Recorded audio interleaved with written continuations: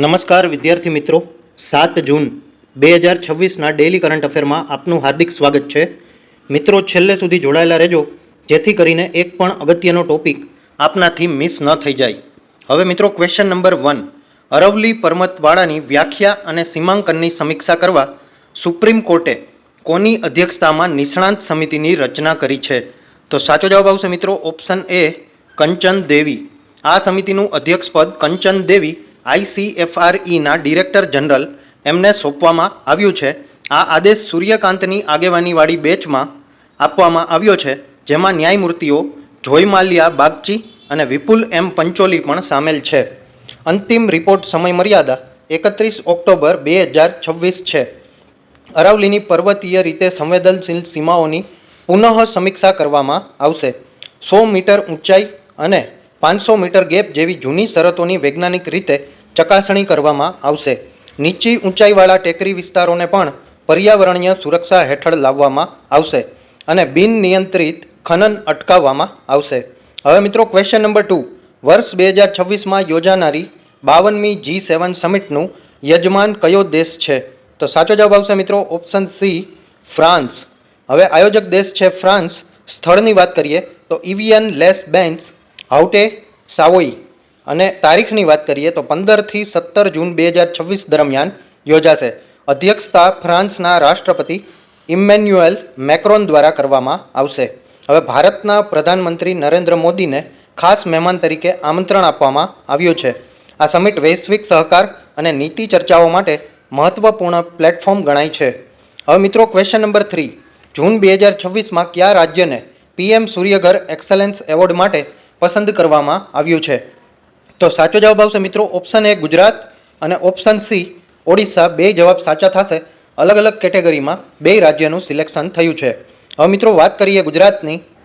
મોટા consumer base કેટેગરીમાં ઉત્તમ પ્રદર્શન કર્યું હતું. 3.06 લાખથી વધુ અરજીઓ થઈ ગઈ છે અને 35,311 નવા સોલાર ઇન્સ્ટોલેશન પણ થયા છે. નોંધપાત્ર સોલાર અપનાવટ જોવામાં આવી રહી છે. હવે વાત કરીએ ઓડિશાની, તો મધ્યમ કન્ઝ્યુમર બેઝ કેટેગરીમાં તેમને પ્રથમ સ્થાન આપવામાં આવ્યું છે. અરજીઓ, ઇન્સ્ટોલેશન અને ડિસ્કોમ ઇન્સ્પેક્શનમાં ટોપ રેન્ક ધરાવે છે. વેન્ડર રજિસ્ટ્રેશનમાં પણ ત્રીજો ક્રમ છે. હવે મિત્રો, આ પુરસ્કાર કેન્દ્રીય મંત્રી પ્રહલાદ જોશી દ્વારા નવી દિલ્હીના અટલ અક્ષય ઉર્જા ભવનમાં આપવામાં આવ્યો. આ એવોર્ડ મંથ ઓફ સોલાર એટલે કે મે 2026 અભિયાન પછી જાહેર કરવામાં આવ્યા.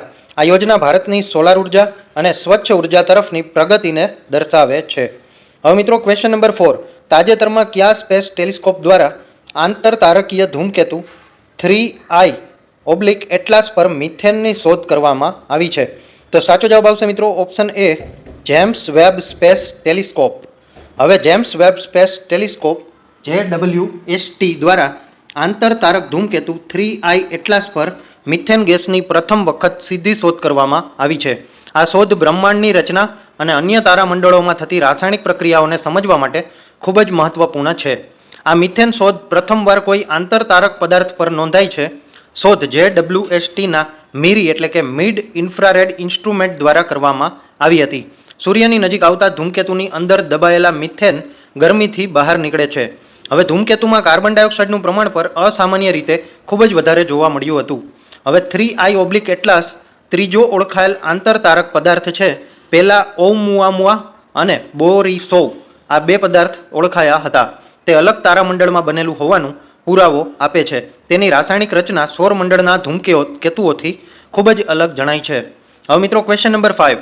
તાજેતરમાં કઈ ડેરી કંપનીએ ભારતનું પ્રથમ naturally degradable milk pouch launch કર્યું છે? તો સાચો જવાબ આવશે મિત્રો ઓપ્શન સી, મધર ડેરી. હવે શરૂઆતની વાત કરીએ તો દિલ્હી NCR વિસ્તારમાં કાઉ મિલ્ક વેરિયન્ટની શરૂઆત થઈ ગઈ છે. લોન્ચિંગનો સમય વિશ્વ પર્યાવરણ દિવસ 5 જૂન 2026ના નિમિત્તે લોન્ચિંગ કરવામાં આવ્યું હતું. સહભાગી સંસ્થાઓની વાત કરીએ તો national dairy development board NDDB આની સહભાગી સંસ્થા રહી હતી.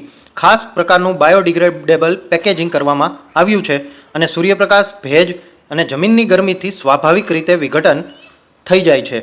હવે બાયો અવેલેબલ વેક્સમાં રૂપાંતરિત થઈ માટીના સૂક્ષ્મજીવો દ્વારા સંપૂર્ણ વિઘટન થાય છે. હવે મિત્રો, પ્લાસ્ટિક કચરો અને ફ્યુજિટિવ પ્લાસ્ટિક ઘટાડે છે, માઇક્રોપ્લાસ્ટિક અથવા ઝેરી અવશેષ નથી છોડતું, દૂધની કિંમત, સ્વાદ અને ગુણવત્તામાં કોઈ ફેરફાર નથી. આ પહેલ ટકાઉ વિકાસ અને પ્લાસ્ટિક પ્રદૂષણ ઘટાડવા તરફ એક મહત્વપૂર્ણ પગલું કહેવાય. હવે મિત્રો ક્વેશ્ચન નંબર 6. જૂન 2026માં ચેટ જીપીટીની સુરક્ષા ચિંતાઓને કારણે ઓપન એઆઈ સામે દાવો દાખલ કરનાર અમેરિકાનું પ્રથમ રાજ્ય કયું બન્યું છે? તો સાચો જવાબ આવશે મિત્રો ઓપ્શન સી, ફ્લોરિડા. હવે મિત્રો કેસ દાખલની તારીખની વાત કરીએ તો 1 જૂન 2026ના રોજ કેસ દાખલ કરવામાં આવ્યો છે.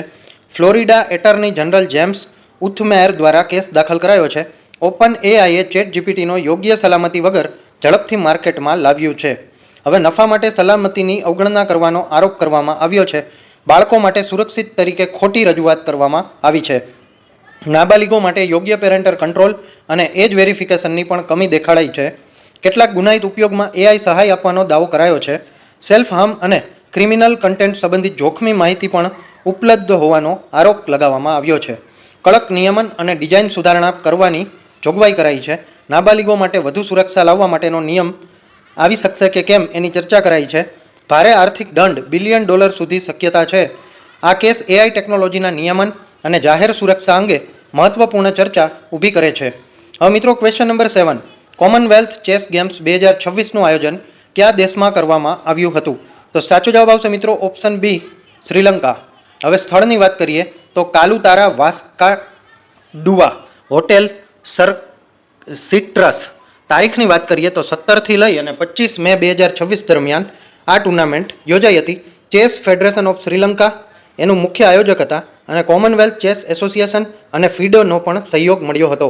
ભાગીદારીની વાત કરીએ તો 14 દેશના 500થી વધુ ખેલાડીઓએ આ સ્પર્ધામાં ભાગીદારી નોંધાવી હતી.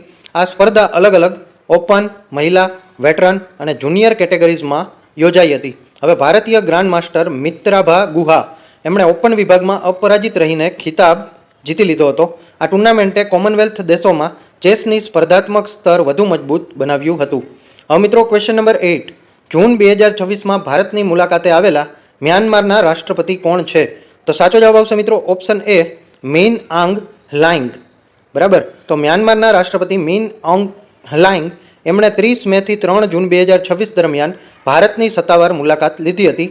આ મુલાકાત ભારતની નેબરહુડ ફર્સ્ટ અને એક્ટ ઈસ્ટ નીતિ સાથે સંકળાયેલી છે અને પ્રાદેશિક સ્થિરતા માટે ખૂબ જ મહત્વપૂર્ણ છે. શરૂઆતની વાત કરીએ તો બોધ ગયા ખાતે ધાર્મિક મુલાકાત લેવામાં આવી હતી. નવી દિલ્હી ખાતે વડાપ્રધાન નરેન્દ્ર મોદી સાથે બેઠક અને ઉચ્ચ સ્તરીય ચર્ચા કરવામાં આવી હતી. મુંબઈમાં વેપાર અને ઉદ્યોગ ક્ષેત્રે મુલાકાતો અંતિમ ભાગરૂપે લેવાઈ હતી.